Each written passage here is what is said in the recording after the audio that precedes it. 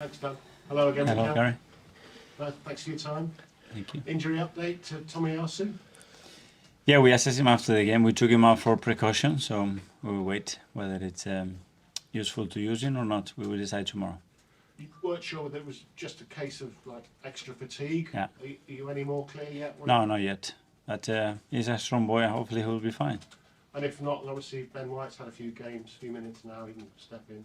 Yeah, after the injury and the way we decided to manage as well his load, he's feeling perfect, back to fitness. He plays some minutes, so he's in a good place. Been on a great run, obviously five wins on the bounce in all competitions, 14 goals, which I'm sure pleases you, but 9 different scorers as well, which is remarkable, really.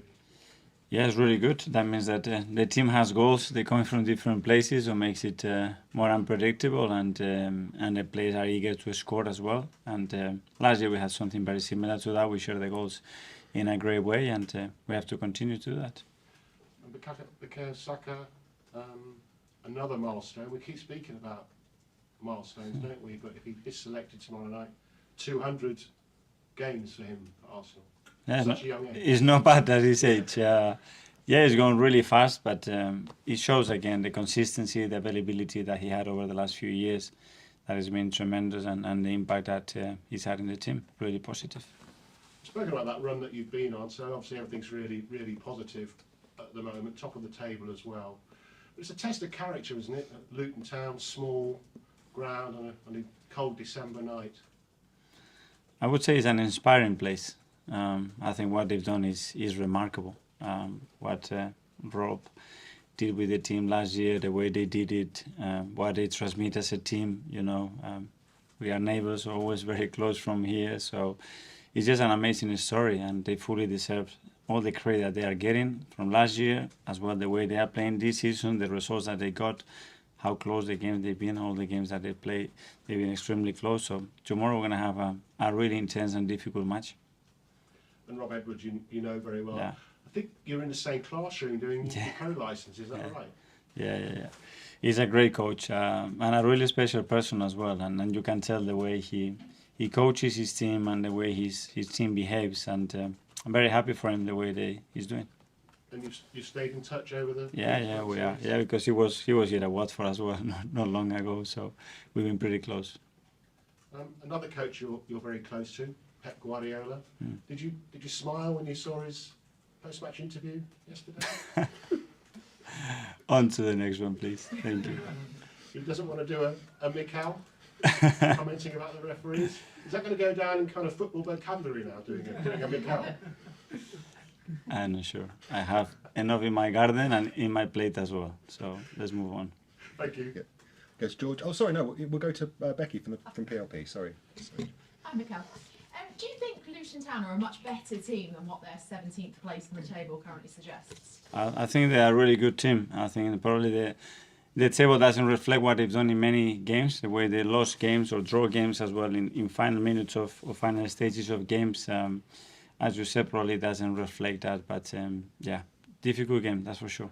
For you as a manager, facing a team that you've not actually come across before, is that exciting for you, a different challenge? I would say inspiring, and as well to play there is going to be something that we already discussed with the players, different but really positive, as well the tradition of English football, our league, and having been in the league for a long time. I think Arsenal hasn't played against them for a long time, so it's a good evening. Yeah, I think the last time they played them was back in '91. When the team that you started against Wolves, none of them were even born at that point. I don't mean to make us all feel old, but that's insane. But we are. But just the progression that Luton have had to get to this point. No, it's incredible the way they've done it with the infrastructure that they had. I think it's a leading example for any club in the Premier League, and to give hope as well to any club that is able to do something extraordinary like this. So it's a beautiful story, I think. Thank you, Mikel. Thank you. George, the BBC. Mikel, sorry, I tried to check, but I don't think you played at Kenilworth Road, have you? No. So what are you going to expect? And you said you spoke to your players about the atmosphere. Have you ever been there? What are you going to expect? It's a brilliant ground, so tight, night game. I mean, what have you said to the players, and what are you expecting to know from that? They know, because we have already warned them, so they know what to expect. They know the kind of atmosphere they have. They know about the access. They know about everything, and especially they have to know against the team that they have to face tomorrow, and the difficulties that we're going to have to play against them, and where the opportunities are as well for us to win the game. You mentioned Saka's 200th game Yeah. tomorrow. Can you just talk to us about what he's been like as a player for you? Because he just looks like he's been brilliant. He hasn't been fazed by anything that happened to him in the Euros. He just looks like he's getting better and better and better. So can you just talk about his development under you since you've been his manager? It's just like watching a kid race, you know, and get older and mature and evolve and still have the same humbleness and willingness to become better and better and get to know the people are close to him in his life as well, and the impact that they have on him. All the academy people that has worked with him over the years as well to make him the player that he is today, that they have to take a huge compliment of who Bukayo is today. And then let him be. You know, Bukayo is a special guy. We have him with us, and hopefully for many years to come. But there's no limits to how far he can go, is there? I mean, he's just a brilliant footballer, isn't he? At the moment, no, because he doesn't want any limits, and he wants more, and the people around him wants more, and his teammates are having a better understanding of what he needs as well, and he's got coaches, a staff, and a club that wants to push him to become better. So I think it's a good context for him to keep growing. Just one on Zinchenko. He made that error on Saturday, but no problems about playing him tomorrow night. Have learned from that and straighten the team again. And he created so many chances as well. He provided a goal. You know, this is part of football. We all make mistakes, and it's not only about that. It's about how you react on top of that, and there are all the things that happen after that can be done better as well. So not at all. Thank you. Clive from Football. Your side going into this game 4 points worse off than you were at this stage last season. You were also top of the league then, but do you think, despite that deficit, that your team are much better than they were this time last year? No, I don't know, it's different. The league is different as well. You know, the level is gone another level up, and you can see it. And I was watching a lot of games yesterday afternoon, and it's incredible how game state changes and momentum changes on games, the quality of the opponents have, the quality of the managers, and it's a really, really tough league. And we don't know how this is going to continue, but at the moment we are in a good place, and tomorrow we're going to be in a better place. In order to do that, we're going to have to play really well tomorrow. Just building on you saying that the league is different. Yesterday we saw teams, your rivals, taking points off one another. You've got a chance to open up a decent gap at the top of the league. Do you think, with the way other teams are playing and the way you're playing as well, that maybe you're better placed to win the league this season than you were last season? I don't think about that. I think about how we're going to play better tomorrow and be more consistent and be more difficult to beat, and the things that we have to tweak and how we can use our players in the best possible ways to win. And still a huge marathon ahead of us. James from ESPN. Mikel, just following on from that, I know you're going to say you take it game by game.